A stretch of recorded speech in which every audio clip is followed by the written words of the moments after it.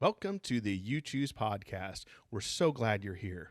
Please take a moment, pause this podcast right now, and share it with someone you think would find this podcast interesting. We would really appreciate it. Please go to uchoosepodcast.com. That's the letter U, choosepodcast.com, and find the different ways that you can connect with us and how you can be part of the live event. And without further ado, let's get into the adventure you choose. All right, everybody. We're back again for more You Choose. Not Eddie Choose, You Choose. No, you don't want Eddie Choose. This is how you end up on a mammoth falling off a cliff. Yes, on fire. Not the cliff. You're on fire. With a sandwich in your hand. This is You Choose. So the way it works, if you're new, thank you for listening. But what we do is we get to the decision point in these old Choose Your Own Adventure books, and then if you're watching live, you can type in the chat where you want us to go. So if you want us to go upstairs, type in "go upstairs," or if you want us to go down the river, type in "down the river." Any other funny comments, of course, always welcome at any time. Hilarity ensues. First book we're doing tonight is the book called The Mystery of Echo Lodge by Luis Monroe Foley. He's done several of these. Again, awesome cover with a cougar and a falcon amalgam together somehow on the cover. Foul cougar. Cougar fowl. And then a girl, and then getting buried in snow. So again, wonderful covers. So this is basically the poster for people who are considering moving to Nebraska. Yeah, there you go. Cougars, falcons. It really is. Buried in snow. Predatory birds, mountain lions, getting lost in the dark. How about dying in the winter? Visit Nebraska. It's not for everybody. It is if you want to die. By the way, we should put a link to this book in the show notes on this, because the second page on this is the yellowest page in the world. Look at that. So speaking of age, this one is 1985, Eddie. 1985. This page is the color of my smoker uncle's teeth. After smoking 4 packs a day, no filters. Pall Malls unfiltered. God, look at that page. That's amazing. And did he talk like he'd smoked 4 packs a day and drunk at least a bottle of whiskey? He talked the way you think Bryan Adams sounds when he talks. Hey everybody. Wow.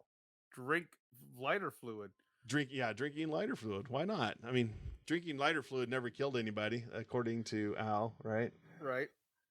You want me to crack this one off, Lee? Yeah, let's get this started here. Let me get the... Just so we're all aware, children, and yes, I put my readers on. This one, I misread originally and thought it was The Mystery of Econo Lodge. Which once again shows you how old we all are. Stay at Econo Lodge, Eddie. Use You Choose for 10% off. Yeah. Mention Uchoose Podcast. Oh, for Bill Foley, my Sierra skier, who's special. Yeah, there's that. Oh, the dedication. There we go. You got to do illustration there. Very confusing. Here we go. And now for your request and dedication. A special skier. Yes. A light snow is falling. The December morning you arrive at the Lake Tahoe bus station. As you leave the bus, you stare at the majestic peaks of the Sierra Nevada range. This is going to be the best winter vacation you've ever had. You tend to have a tendency to hype things up before they actually happen. Of course, because we think so well of ourselves. Yeah, because we're 9. Yeah. Aunt Sadie said there'd be lots of time off from your duties at her lodge to go snowboarding and learn how to ski. Why are you working at a snow lodge? You don't know how to ski already. Yeah, come on. What's up with that? What's happening? You enter the depot and look around. Aunt Sadie's bellman, Russell Lyons, there's a name for you. Russell. Is supposed to pick you up. A small man is seated on a bench reading a newspaper. He's wearing that guy doesn't look like a small man. No. He's wearing a heavy plaid jacket and a cap with ear flaps. I believe that's called a toque. A toque. might I add. Yeah. And his navy trousers have gold stripes down the legs. Excuse me, you say. Are you Russell from Echo Lodge? Slowly, the newspaper is lowered. The man stares back at you through wire-framed glasses that he has to read because he's old, dying eyes. Yeah, my old eyes, cataract-filled eyes. Can't read small text. He looks about 80 years old. I'm 9 years old, so someone who looks 40 looks 80 years old. 80, yes. So Sadie found me another city kid to train, Russell says. Cheap help. That's what happens when you go broke. Not like the old days when we had slaves. Back in my day. Back in my day when we had indentured servitude. Come on. This guy sounds dangerous already. He does. You follow Russell outside and climb into an aging purple van with Sadie's Echo Lodge printed in gold on the side. Who's going broke, you ask, as he shifts it into gear. Sadie's going broke. Man, whatever happened to not airing dirty laundry? I know. He's one of those old people. I don't care. I don't care anymore. I'll tell you my secrets. I killed a guy one time. I paid my taxes. Leave me alone. Exactly. More cancellations and reservations these days. I know it's a Paiute Jinx. I don't know. Paiute Jinx. I don't know what that is. Jinx. I don't know what that is. He suddenly steers off the main highway onto a narrow mountain road. There's a cute little lodge there. Yep. Little illustration. What's the Paiute? We got to figure out how to pronounce that. Paiute Jinx, you wonder. You hesitate to ask Russell. He seems pretty crabby, and he might have killed a guy. He did. Maybe Aunt Sadie will explain. You ride in silence, staring at the rugged mountains and deep canyons, because that's what you did in the 1980s when you were bored in the car. You stared out the window. Yeah. No, that's your entertainment. Just watching things go by. Oh, I don't have Wi-Fi. Stare out the window like it's 1985. All over you. Count the cows. Count the cars. Yeah, count the cars, cows, states. whatever. Let's see here. Here it is, Russell says, pulling up in front of a steep stone flight of stairs. The main lodge, almost hidden by towering pine trees, is a 2-story structure of stone and redwood. A stone chimney climbs one wall, and around the main building are 4 small chalets. Shallots. Type of onion, kid. I want more shallots in this soup. Onion soup. That's all we eat here. Their steep sloping roofs support a heavy snowpack, and dagger-sharp icicles hang from the eaves. Seems dangerous. Go on up, Russell tells you. I'll park the van. This just highlights again. In the 1980s, they didn't care about us. No. And we knew it. We knew it in our hearts. Yes. They had to be reminded. Remember the old thing? It's 10 o'clock. Do you know where your children are at? I mean, do you know where your children are? They didn't even know where we were at. Oh, no. I have children. Mildred, where's Lee? She said, I don't know. Like, oh, man. They're probably, who's Lee? Your kid. Who's that kid? We have a kid? That's your son. I forgot. Exactly. Go on. I'll park the van. You drag your bag up the steep stairway and enter the lobby. Aunt Sadie, you call, peering around. Your aunt comes running in. Just call me Sadie, she says, giving you a hug. Don't do that to me. You're my aunt. Yeah. I'm raised right. Yeah.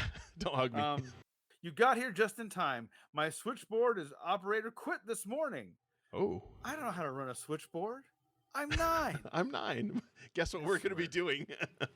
Switchboard operator. Yeah. As Sadie hustles you inside her private suite of rooms, you notice a small blonde woman in a red dress staring at you. Furthermore, Sadie whispers, slamming the door, last night we had a power failure, and Countess Maria's diamond watch was stolen.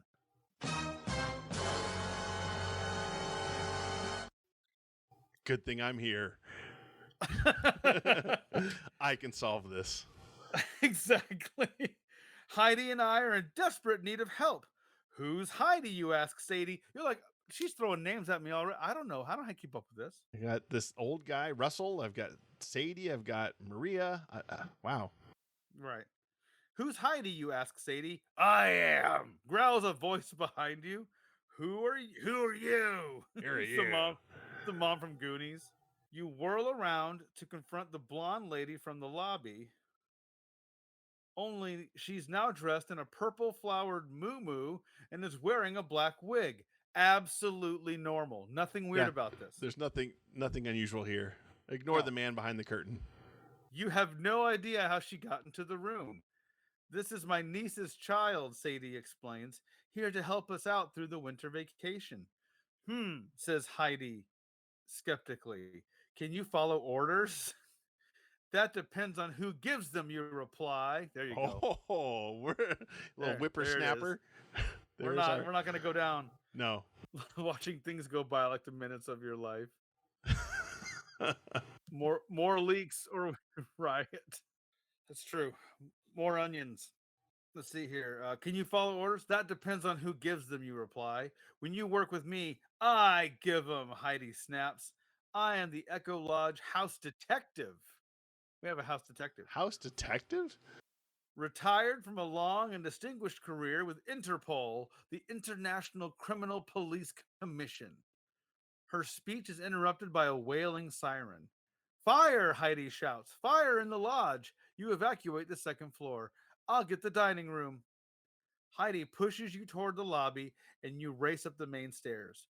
You bang on doors shouting, but most of the rooms seem to be empty. When you reach room 223, you hear a radio playing loudly and the sound of water running. You bang on the door. No one answers. You try the knob. The door is locked. Should you go to the desk for a key or force the door open? The siren is still screeching. If you go to the desk for a key, turn to page 12.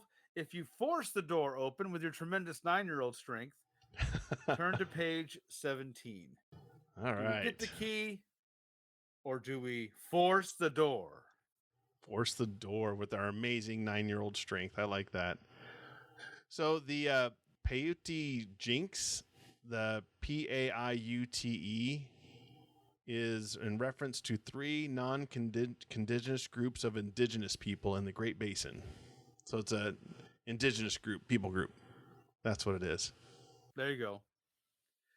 Nothing like a nice 80-year-old 1980s racist guy to say, blame it on the Native Americans right out of the gate. Just be like... Yeah. That's the 80s. All right. So we have to bust open the Uchoose coin because we can't seem to reach a consensus. People die while you run for keys. Force that door open. So it says force the door. Well, but then we also had a vote for get the key. Oh, he did.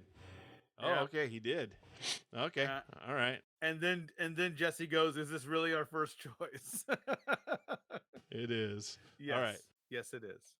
Heads for key, tails for door. There we go. Heads. We're getting that key. We're going to go get that key. Heck, Page leave him 12. there. Leave him there. We'll just go get that key. We're going to do it the right way. We don't trust our 9-year-old strength. Smoke inhalation never killed anyone. Yes, exactly. You run downstairs to the empty lobby and scan the row of mailboxes behind the desk. There it is, 223. With luck, there'll be a spare key in the box. Your hand closes around something metallic, but what you hold is not a key. It's a woman's diamond-studded wristwatch. It must be the one stolen from the Countess. Hastily, you shove the watch in your pocket and whirl around to face the switchboard. You think you can figure out how to work it? If you ring 223, maybe the occupant will answer. You slip on the headset and start to plug a cord into the 223 outlet, but there's already a cord plugged in. You open the switch. We'll have Sadie out of business by spring, a man says, tomorrow. When Russell brings the ski team from the airport, you will arrange for them to have an accident. They'll be riding in the van. He laughs. It will be the van's final run. The next thing you hear is a dial tone. Just as you yank off the headset, the siren stops. The guests file back inside. You must tell someone what you overheard and about finding the watch. But who? Sadie is already nervous about things going wrong. You could tell Heidi, but you're not convinced she's competent? Wow. Nice. She seems a little strange. All right, here we go, everybody. If you're in the chat, let us know what you want to do here. If you choose to tell Heidi, turn to page 15. If you choose to tell Sadie, turn to page 25. So do we tell Heidi or do we tell Sadie? Let us know in the chat. And then we'll go there. But yeah, I love how, again, our 9-year-old arrogance, we just can't go wrong. She's wearing a muumuu. Don't tell her nothing. See, now I would take this advice, but Jesse's just throwing that around willy-nilly like he himself has not worn a muumuu. And I know better, sir. I know better. I know better. We know what happens. I love how we're like, based on my competency measuring skills. I can tell. I took a competency course by a correspondence competency course, along with my, evidently we know how to run a switchboard. Yep. Al, too, is approaching old age and has already forgotten their names and who they are. So, so I agree with Jesse. It's Clark in the Navy. It's Clark in the Navy. This house is bigger than your old house. Don't throw me down the stairs, Clark. I pledge allegiance to the flag. So, Aunt Bethany. Don't trust the muumuu person. So we go to Heidi. To Sadie. Sadie. You forgot who they were. I forgot too. We almost forgot. All right, so it's Heidi. Jesse's turn to page 15. Jesse says the fabric breathes, so don't judge me. I don't. It's good. All right, Sadie. It's like a kilt for your body. Is. It's a kilt. So that's page 25. Going to Heidi. We're going to Sadie. Page 25. All right. Yeah, not Heidi. We're going to Sadie. Sadie, yes. Page 25. Sadie, you say, hurrying over to her. I found the Countess's watch in room 223's mailbox. That's odd. 223 is Heidi's room, says Sadie, taking it from you. Oh, boy. I agree with Jesse. She's our aunt. She's our Show aunt. some respect. Come on. Or aunt, depending on who you are. Aunt, yes. Taking it from you. A quick thought runs through your mind. Maybe Heidi stole the watch. Maybe she's causing these strange things to happen. That's not all, you say to Sadie. A man on the phone said the ski team is going to have an accident tomorrow on the way from the airport to the lodge. An accident, Sadie whispers. Is it, how do you pronounce it again? Peyote? Peyote jinx again. My God, this book is already racist, it feels like. The jinx. What jinx? Last year, when I was making plans to build the North Chalet, I got a note in the mail saying that the site of the building was sacred tribal ground. It said the lodge would be haunted by evil spirits if the chalet was built. Have we not watched Poltergeist? Poltergeist, yeah. Man, I need to show my kids that. That thing is terrifying. Oh, God. when the eggs popped out of the thing. Yes. And the tree. Start cooking. Oh, I think of the Ghostbusters. That's when the eggs cooked. Yeah, there was something else. There's that tree that comes alive outside his room, and then I think there's the dolls or something. It's been so long. And the clown. The clown. There we go. The clown doll. Yes. Anyway, you don't believe it, do you? You ask. I didn't then, but I don't know now. Russell belongs to the Pit River tribe. He thinks we can't ignore it. Well, I think someone's going to tamper with the van, you say. Do you want me to guard it? Guard it? You can't lift 40 pounds. Yeah, we couldn't open the door. What makes you think we can guard it? What? Again, our hubris. No, Sadie says. What's that? Our hubris knows no limit. I know, right? I can be strong when I need to. I can be a shark. Well, no, you can't. By the way, I found a video game where you get to be a shark. Yeah, I think it was a PlayStation game, wasn't it? Yeah, it's amazing. Yes, it's called Man Eater. Like the what's the song? It's the oh yeah, the song. Yes, she's a man eater. She's a man eater. Yeah. Oh gosh, I'll have to look at. Jesse will find it for us. They're gonna yell at us because it's like something obvious. Was it Billy Joel? Hall and Oates. Hall and Oates. Okay. No, Sadie says, I'll have Heidi do that. I want you to make up the rooms or help the chef. What do you want to do? Neither job sounds like fun, but you don't want to upset Sadie any more than she already is. That's a good, sensitive kid. If you make up the rooms, turn to page 38. If you help the chef with your sweet culinary skills, turn to page 74. We have culinary skills. We also have the ability to guard a car. We can run the switchboard. I mean, we can do it all. Yeah, we had literally people screaming at us in the chat, Hall and Oates. Yes. Hall and Oates. And then Jesse admitting he couldn't play as a shark without singing that song. Jesse, helping the chef never killed anyone.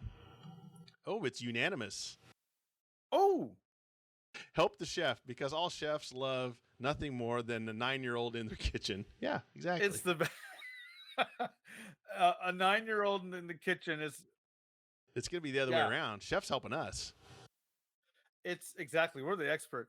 It's just like all of us, all the 80s kids listening. It's tantamount. A 9-year-old helping in the kitchen is the same as to us holding the flashlight for our dad and while he's working on the car.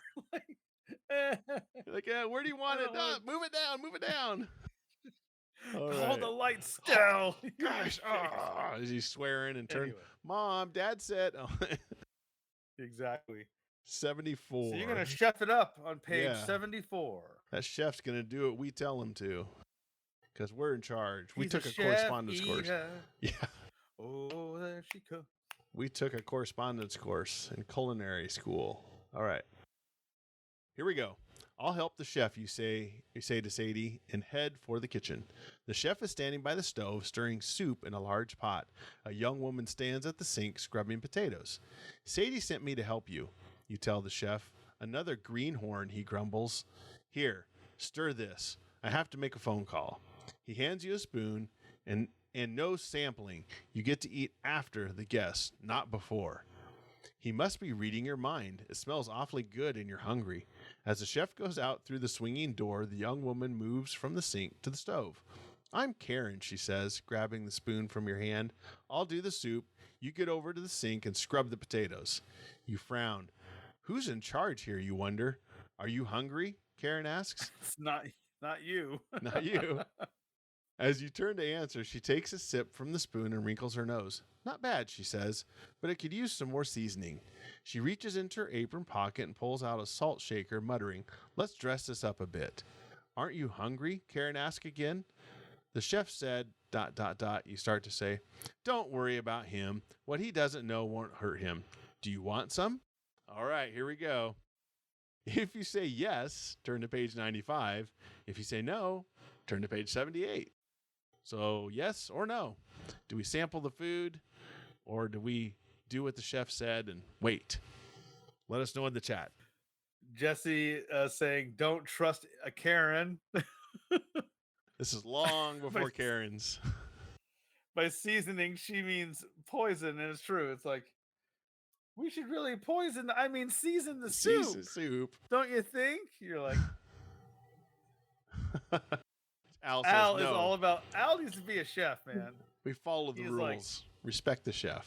Okay. Like, show me your sleeves. You hold up the greasy, dirty sleeves. You're no chef. Get out of my kitchen. Get out of here.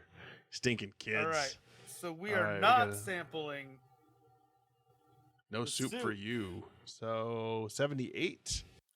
No thanks, you say to Karen. I'll wait till the guests have eaten and then died from your poison seasoning. Yeah, poison seasoning.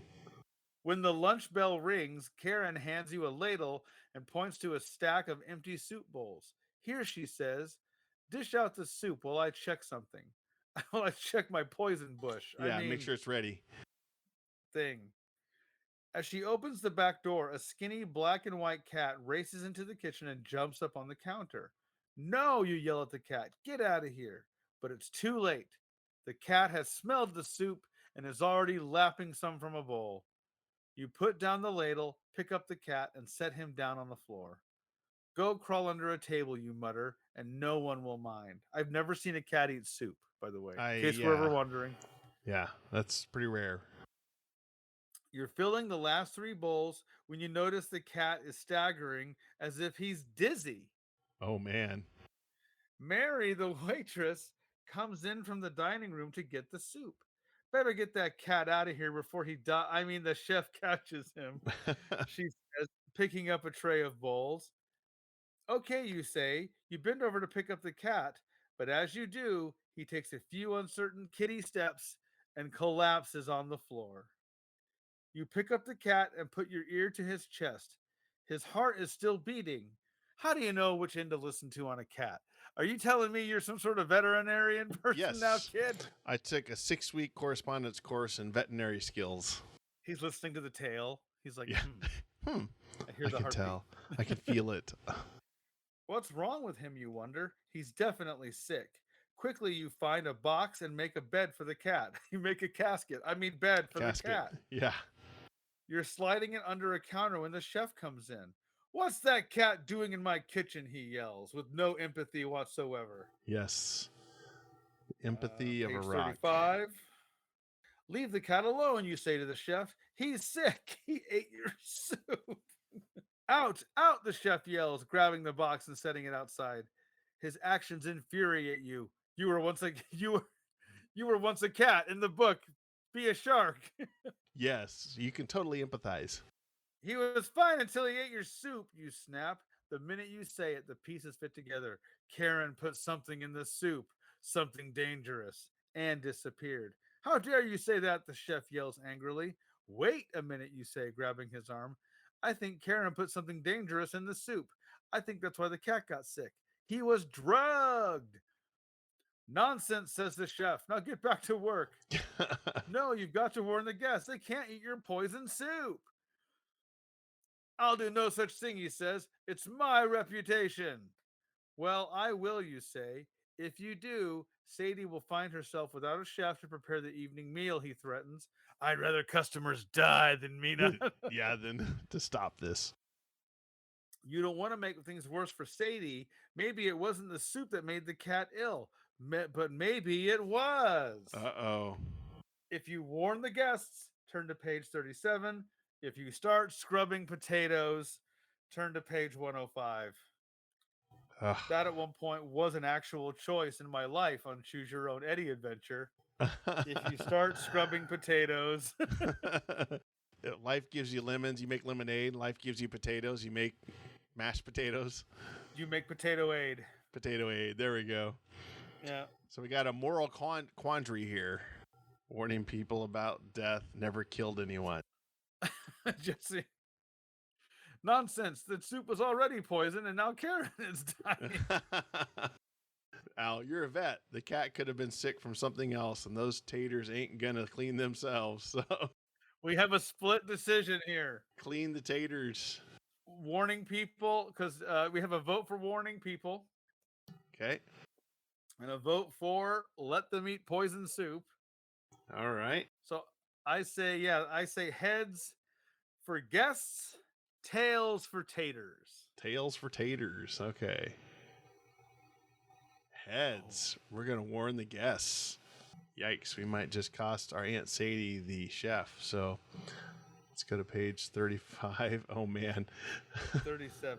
Or 37. Okay. Wow. Kind of know what's coming. Oh, boy. You march away from the chef and into the dining room.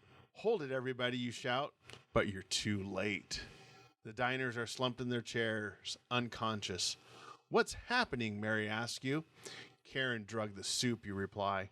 Why? She asks. I think our answer is coming in the door right now. She turns to follow your gaze. 2 masked men are holding the chef at gunpoint. They motion for you and Mary to come. Sit down, says one of the men in a muffled voice. The 3 of you sit at an empty table. Watch them while I get their lunch, he says to the other man. In a few minutes, he comes back from the kitchen with a tray. On it are 3 bowls of soup. Eat, he orders. Wow. Turn to page 41. Eat poison soup. When you regain consciousness, Sadie is standing over you. The lodge is in chaos. Some guests are still groggy from the drug. Some are recovered and furious. All have been robbed. Heidi is on the phone with the local police. By nightfall, most of the guests have been checked out. Sadie is sitting by the fireplace checking the guest register. The Bryants and the Tompkinsons will leave in the morning, she says. That's everyone but the Countess. The Countess, Heidi yells. She wasn't in the dining room. Of course not, says Sadie. The Countess eats breakfast at 11. She never eats lunch. Turn to page 48. All right. Maybe the Countess saw the men drive in, Heidi says. The North Chalet overlooks the parking lot. Let's go talk to her. You walk the short distance to the chalet. Heidi knocks. Come in, yells the Countess. You push open the door. The Countess is watching a mystery on television. Curled up beside her is the black and white cat. Heidi, that's the cat, you say. Quiet, says the Countess, pointing to the screen. They're accusing the wrong person. That tall man is the murderer. She snaps off the set in disgust. These TV detective stories are so simplistic. A child could solve them. Please sit down. You and Heidi sit in a low sofa. The cat jumps down and comes straight to you. He purrs as he rubs against your leg. My cat likes you, the Countess says. He was lost today for a while. I asked the two very unpleasant men in the parking lot if they'd seen him, and they almost ran me down with their car. The men, Heidi says. Can you describe them or the car? Turn to page 54. Of course, says the Countess. I was trained from a child to be observant. Okay. The car was a green two-door sedan with a dented right front fender, 2 rearview mirrors on the sides, a leopard upholstery, Nevada license plate XVID 530. Heidi grins. Countess, tomorrow you're going to get breakfast in bed. Compliments of the house. But not before 11, darling. And please, send some kippers for Sherlock, she says, stroking the cat lovingly. Sherlock, you munder? That figures. The end. Okay. Was that an ending? I guess so. The Countess figured it all out, so. Well, the Countess basically just got a description of the vehicle with a license plate number. Yeah, basically. And that's it. That's it. Like, it could have been a stolen van. Yeah. Use their mom's car. This is a classic. This is Jesse comes in over the top ropes. Like, Yeah. what? Comes over What? the top rope. I think this is a Macho Man moment. Sometimes you just got to get to an ending, right, Macho Man? Oh, yeah. Sometimes you do. I think this is a classic one where they're like, we got to get to an ending. We got to get to an ending somehow. I don't care how you get there. Just we had a jerk old man talk to us rude. We met some weird people. We stopped a fire. We ate some poison soup. Yeah. Jesse's right. The book didn't even need us. Almost. No, we made like 3 choices. Now, I saw some illustrations, one in which I think we were being attacked by an owl. Yeah. So, and we'll do this one again. So we'll take a look and see if we can get some different endings. We improved nothing. No, we didn't. We didn't improve anything at all. It's true. It's true. It's just the typical choose your own adventure. We'll put you in a weird spot. We'll find you some weird stuff. And yeah, we just annoyed everyone. But we're 9. Yeah. That's our job. That's it. I'm a kid. That's my job. Of 1985 for all of us, wasn't it? Wasn't that in Uncle Buck with Macaulay Culkin? You ask a lot of questions. I'm a kid. That's my job. Yeah, that's a great one. Yes. All right. This is a great example of a choose your own adventure that really, I bet you it gets bonkers at one point for sure. Oh, there's probably aliens. I mean, there always is. I guarantee you there's an alien here someplace. But we had the poison soup conundrum here. Yeah. We'll find another ending next time. We'll do this again and we'll see if we can, die a different way or meh. So the next one we're going to go through is a Which Way book, which is the GoBots of Choose Your Own Adventure. And this one's a Star Trek one. Now we did a Star Trek. I'll try to put a link in it in the show notes for when you're listening to this later. We did a Star Trek one a while back, but this is a different one. So this is Star Trek Voyage to Adventure. If you zoom in on the cover, and maybe I have a different cover than you. Mine has water damage on it. It looks like it's some AI art. AI art tried to make. It's got a lizard type thing. I'm not exactly sure what it is, but it's pretty cool. This one's by Michael J. Dodge. Explore astounding new worlds on the Starship Enterprise. Ooh. All right. This one was published in 1984. Pages aren't near as yellow as the last one. No.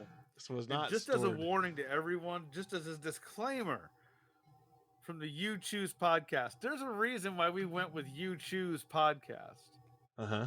Because Which Way Podcast would have been, these books don't really, you'll see. You'll see what we're talking about.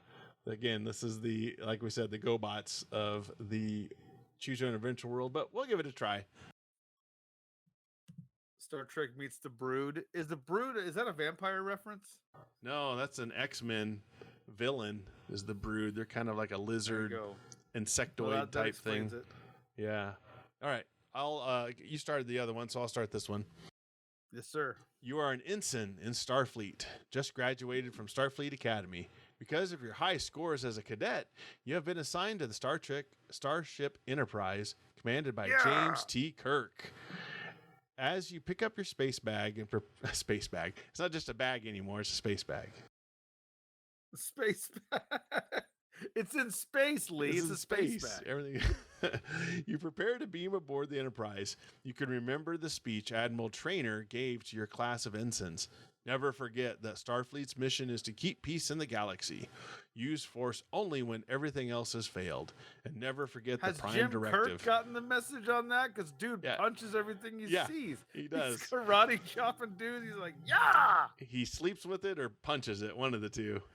That's his choices. He's like, can I punch it or shoot it? Can I shoot it, punch it, or make out with it? If I can't do any of those things, I don't know what to do. I can't deal with this. He goes and picks up his peanut butter and jelly sandwich. At first he kisses it, and then he doesn't kiss him back, so he drops an elbow on it. And he just doesn't know what to punches it, and then he gets out his phaser and shoots it. How dare you? It's true. That's the best Star Trek episode written right there. Yeah. It's James T. Kirk making a jelly sandwich, peanut butter and jelly sandwich. Jesse screams out Wesley Crusher as loud as he can. Yes, of course. And first order of business is to sit in a chair like Riker, which is, there are these low chairs in my office. I will literally swing my leg over the chair. And sit in it. Like some sort of boss. And then sit in it. Oh, man. All right, let's see. I came here to do two things, and you're not my type. And you're not my type. You're getting shot or punched. Exactly. Never forget the prime directive. Do not interfere with the alien race, even if you think you would be doing the right thing. We do not always understand the ways of other peoples, and sometimes our help may only make things worse. Power is a terrible thing unless it is used wisely. Now, best of luck to you all. The transporter operator pushes the controls and light surrounds you. You are beamed aboard the Enterprise. It is time to choose your assignment aboard the Enterprise. There is a board that shows the jobs available, but it does not say very much about them. Okay, so here's our choices. If you want to try engineering, go to page 3. If you choose to work on the bridge, go to page 4. If you prefer a job in the science laboratory, go to page 5. Ooh, so a try choice. A try choice, not a dual choice. So engineer, the bridge, or the laboratory are our 3 options. So let us know in the chat. Al asking the obvious question. Why do ensigns get to choose their own job? It's true. It's true. Yeah. And Jesse, classic Jesse, go to the saloon. Hail Scotty. That'd be engineering. So that's a vote for... We're going to... Oh, wait. Bridge. We got a vote for Scott, engineering or the bridge. Okay. So we might have to flip for this one. The bridge. Just like Wesley, we're going to crusher this. Oh, Al. Al put that in. Do we have the horns? Well, I got the... There got it is. That one. Just as good. Just as good. Yes. Okay. So let's flip. I guess heads. Oh wait. For... Oh wait. No. We had someone change their vote. We have 2 bridge votes now. Oh. So because there's Jesse. I like how Al is thinking. We gotta fly this baby. So he's voting for the bridge. All right. So that's page 4. So that'll be you, Eddie.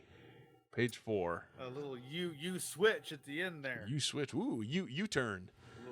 The U-turn podcast. The U-turn podcast.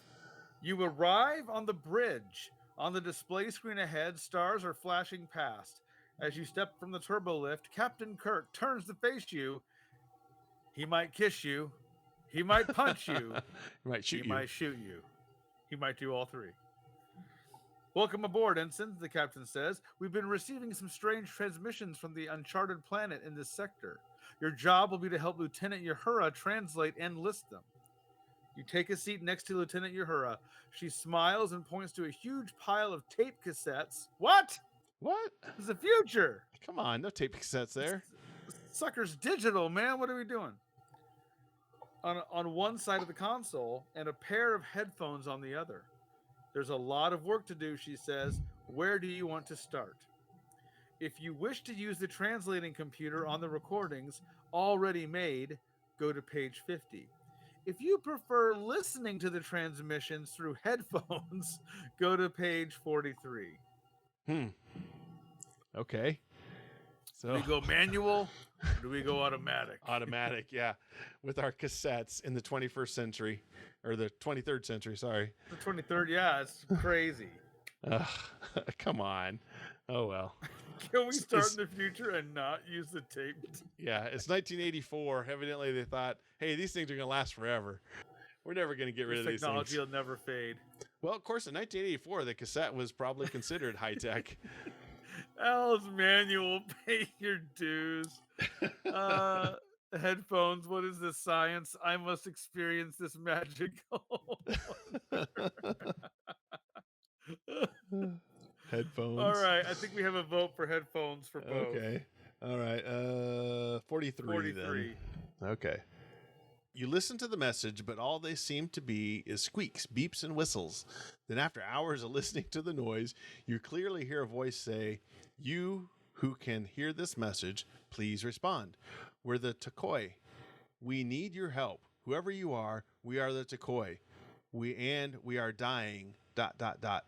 You throw the switch so that everyone on the bridge can hear the voice, but nothing can be heard on the speakers but squeaks and whistles. Captain Kirk says, "What's the matter, Ensign?" The captain listens to your explanation. He says, "What do you think, Mr. Spock?" Spock says, "Many races are capable of sending their thoughts through space, Captain. Perhaps the radio signals were only to make us listen." Kirk nods and turns to the helmsman. "Mr. Sulu, set course for the Takoi planet. Warp factor 6. Aye, Captain." Sulu says, and the stars on this display turn into a rainbow as the ship enters warp drive. Turn to page 57. Soon the Enterprise is in orbit above the planet that has been sending the mysterious signals. On the view screens, you can see the huge storm sweeping over the planet's surface and great empty cities crumbling away to dust. "There is only one life reading, Captain," Mr. Spock says from the science computer. "Sensors show a group of life forms below the ruined city on the screen at a depth of 1,800 meters. Inside the planet," says Captain Kirk. "Yes, Captain. Can we beam down there?" Spock says, "Sensors and transporters will work poorly, but I'll do what I can." The captain stands up. "Get us as close as you can, Spock. Tell Dr. McCoy to meet me in the transporter room." Kirk looks at you. "You're our expert on communicating with the Takoi, Ensign. This is awesome. Get your gear and come with me." Turn to page 47. We're an expert now. Wow. I got one message. This is total Uchoose hubris right here. I love it. It is. And you're like, I am the expert. I got that one message. One tape and I'm the expert all of a sudden? Jeez. Crushing it. Oh, yes. Years later, you're a commander and you're like, I single-handedly translated that transmission to all by myself. Uhura's like, I helped him. You, Captain Kirk, and Dr. McCoy beam down from the ship into a tunnel somewhere under the surface of the Takoi planet. The walls are of stone, carved with strange symbols and very worn with age. Ahead of you lie 2 corridors. Captain Kirk says, "You get any life readings, Bones?" The doctor points his tricorder down each tunnel. "I can't get a strong signal through all this rock, Jim." Kirk says, "What do you think, Ensign?" All right, here we go. If you want to take the left-hand tunnel, turn to page 73. If you favor the right-hand path, turn to page 51. All right, so left or right? Wait, is our ensign uniform red? Yes. Exactly. All right. Let us know in the chat. Do we go left or do we go right? And we'll go there with Dr. McCoy. It's very labyrinth all of a sudden, up or down. Yeah, exactly. I love that. Let me put my red shirt on real quick. I almost forgot it. Oh, I almost forgot my red shirt. Let me put that on here real quick. Now I'm ready. Ah! Yeah, exactly. Or Kirk hands it to you. Put this on before we go. You'll need this. You're going to need this. Oh, Jesse, I don't All want right. to be left behind. We got a split decision here. Okay. All right, let me grab You choose coin. Let's flip this coin. So let's just do head right, left, or tails left. All right. I can dig it. Tails. Ooh. So we're going left. Left-handed. Lefty, page 73, here we go. Eddie. You follow the corridor through many twists and turns. Suddenly you hear a rumbling noise above you. You see a stone wall about to drop from the ceiling between you and the two officers. If you want to try to roll underneath the wall before it closes, go to page 64. If you don't think you can make it, turn to page 44. Huh. To roll or not to roll? Not to roll. That is the question. This is where you cue that Star Trek music. Oh, yeah. Is that was from the original series, right? Or is that Next Generation? Okay. They would play that music when there was anything like chaotically bad happening. It was just like classic, like they're saying roll out, rock and roll, saying roll for it. Oh, we're going to be rolling for it. Page 64, Lee. As the panel falls, you dive to the floor and roll toward the two officers. Your uniform jacket snags on the stone floor, pinning you beneath the swiftly dropping panel. You can see Captain Kirk reaching for your hand to pull you to safety, but he is too late. Wow. The end. Dude, We're and our dead. uniform did betray us. It did. That red uniform. Wow. We got crushed by a pile of rock. We got crushed. Oh man. As the last thing we see is Captain Kirk as we get crushed. Captain Crunch. Oh man. We got rocked. What does Macho Man have to say about this? Yeah. Oh, yeah. He's into it. He's good. We crushed our hopes and dreams. Don't you blame this on the Traveler. It's Wesley's fault and we all know it. It's Wesley's fault anyway. Whether he was there or not, it doesn't matter. That is hilarious, dude. We just mentioned him being a red shirt and we got instantly killed. We talked about it and he just died. Man, what an ending. We have to run away. I like this is Al's comment here. Do your job as a proper red shirt and take one. He literally did. He was crushed. He did. We got rocked. Oh man, these are great puns. Turned into a little charcuterie board. Look at that, just crunched. I know. He's like reaching up to. Help me! Notice how they didn't want to draw Captain Kirk. They're like, nah, man, I'm just drawing a boot and an arm. Yeah, there we go. All you see is Captain Kirk's boot and arm in the picture as you're reaching for your life. And Kirk's like, help me! I might help you. I don't know if I'm going to or not. I can't punch you or shoot you, and I don't want to kiss you. Yeah, so, we'll get another one. We got another 100 red shirts up in the ship. No problem. We'll get another one. Well, we owe this a proper revisit for sure. Yeah, definitely. That was good though. I love how the ensigns just get to pick everything. That is good to know. Exactly. Yeah. Red shirt gave the blood sacrifice. Exactly. All right. Well, at least he didn't violate the Prime Directive. Good point. See? Yeah. Hey. He didn't violate it. All right. Well, hey, thanks everybody in the chat. And you can also go to UchoosePodcast.com. Check out our old episodes. You can get in touch with us, buy some merch. whatever you'd like. And let us know if there's any books out there you want us to take a hold of and read. Otherwise, we're going to go through these again next week and get a whole different story, we hope. Yeah, be sure to follow us on all of the social medias that you can think of. We're on there, uchoosepodcast.com. And let us know. We got stickers and all sorts of swag you can get. If you where can they get that, Lee? Where's that at? Yeah, uchoosepodcast.com. There's a link there called merch. Just go there, click on it, take you to our store. There's all sorts of stuff you can check out. There you go. All right. Well, hey, everybody, thanks for listening. And until next time, you choose the adventure. See y'all. Good night. And thank you, Al and Jesse, for joining us tonight. Exactly. Thank you, everybody. We'll see ya.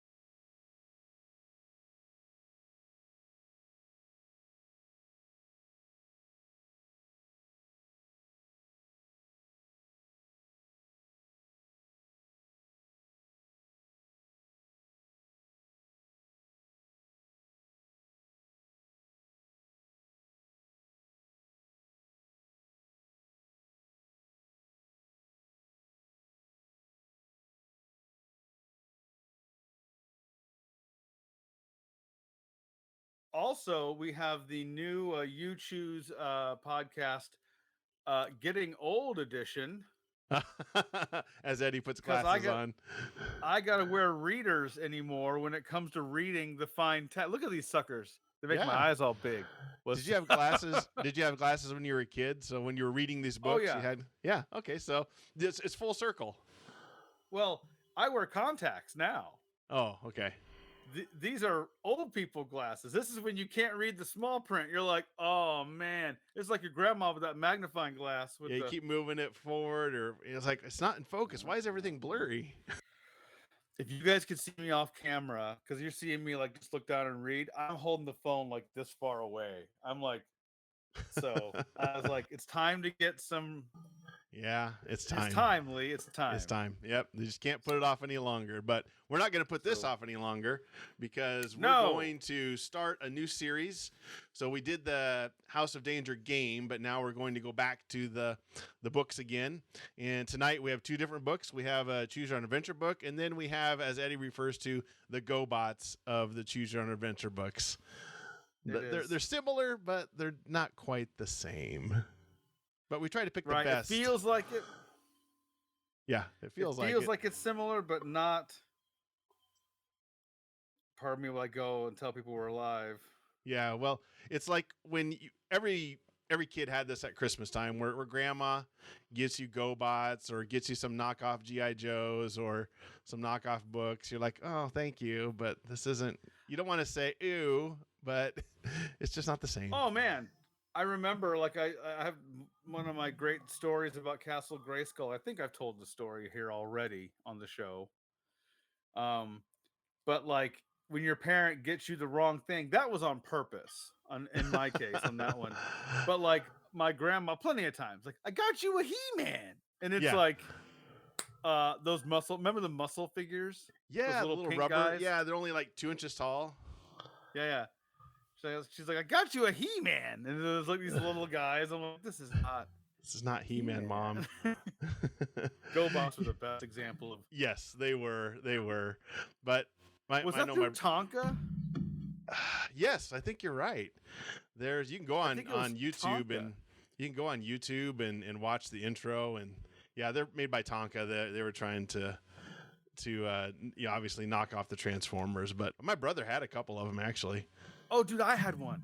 Oh, okay. Did. Yeah. I was and then I got it, and I was like so mad. My brother got the scooter. Oh, okay. literally called Scooter. Yeah. And then one of my friends had the airplane Leader 1. Yes, Leader That 1, was the his jet. name, Leader Yes. 1. Yep. And then they had GoBots and they had Mega GoBots. They were like bigger versions that were chunky. Oh man. And I had the villain. I had Psykill. Psykill, yes, the motorcycle. Oh man. Yes. And here's how bad GoBots are. They've not made a movie about them. That's how bad they are. Nobody even wants to make a movie about him. Not even Michael Bay. Not will even. I was touch just gonna say GoBot. Michael Bay doesn't even want to touch it. That's how bad it is. But this isn't the GoBots podcast. Become immortal by joining the Uchoose Live podcast. Hop on, and you know what would be fun to do at some point. I don't know how to do it right yet. Didn't we talk about doing like a call-in type show? Like people could call in. I think we might be able to do that. Yeah, I don't see why not. Yeah. Yeah, we could try that. Actually, phone in their responses as they watch live. And like you said, you'll be immortalized. So somebody in 2153 will be listening to this, and they'll be like, "What? 2023? What were they talking about?" You'll be immortalized forever. You'll be happy to know I sent a message out to a group that likes to follow us, and I said, "Uchoose Live Super Old Edition is live now." And one of the Jesse, I'll just say Jesse, goes super old, so like a regular episode. Oh. So Al Garrison of Jesse. Oma Comments is in the chat too. Joining live never killed anybody. Well, we'll see about that. All right. We're not done yet. We're not done yet. So